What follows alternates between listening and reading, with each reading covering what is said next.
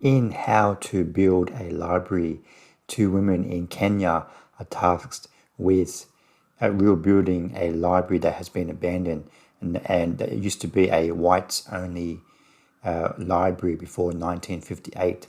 But since Kenya became independent in the early 1960s, the library has been abandoned and nobody uses it anymore. The two women must navigate local politics, try and raise funds, millions and millions of dollars from within Kenya and also overseas to rebuild this library. And there's also a series of other libraries that are in Nairobi as well. And they also must confront some of the images and books that they find in these libraries that white men used in the early 20th century. How to Build a Library is directed by Mayor Lakau and Chris King, and this is their second documentary after The Letter from 2020. How to Build a Library is an interesting documentary about the process. It covers quite a long span. It starts in 2017, and then they get they very successful very quickly. But then during 2020, COVID hit, so for about 2 years they're kind of at a standstill, and they're kind of just burning money, as they say in the film.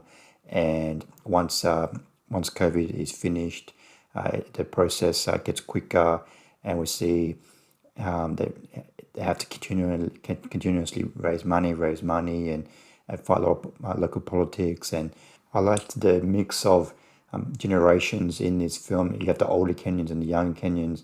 They are at odds of how to run the libraries, what systems they should use, and how it should be run. The professionalism, the stark difference between the different generations was very interesting.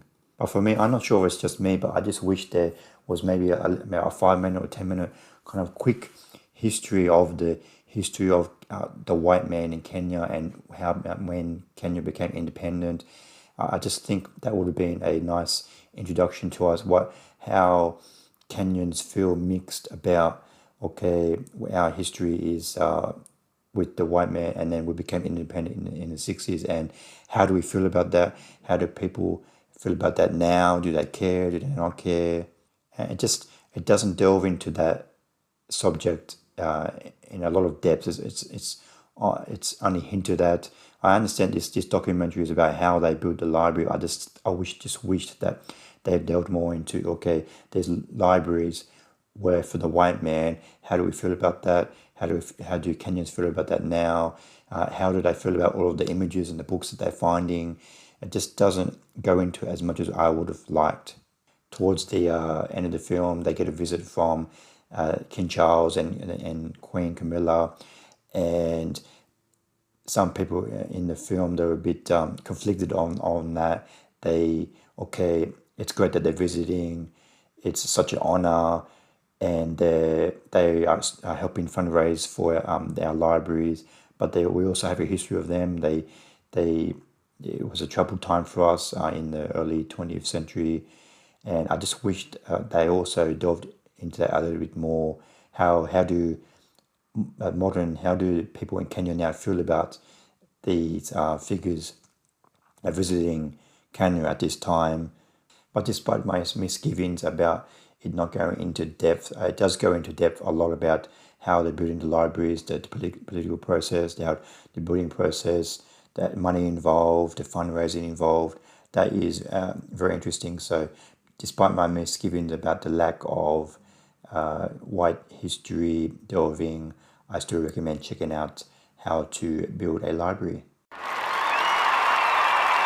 I give How to Build a Library 3.5 stars out of 5. It's a very interesting documentary. It's interesting to see the process of building this library, or that's involved. But for me, I was a little bit unsatisfied. I just wish there was a little bit more context about the white history in Kenya and what it means to rebuild these libraries to the modern people in Kenya. I just wish it delved into that a little bit more, but I still recommend checking out How to Build a Library. Thanks for watching. What did you think of How to Build a Library? Please comment below what you thought of the film. See you next time. Bye.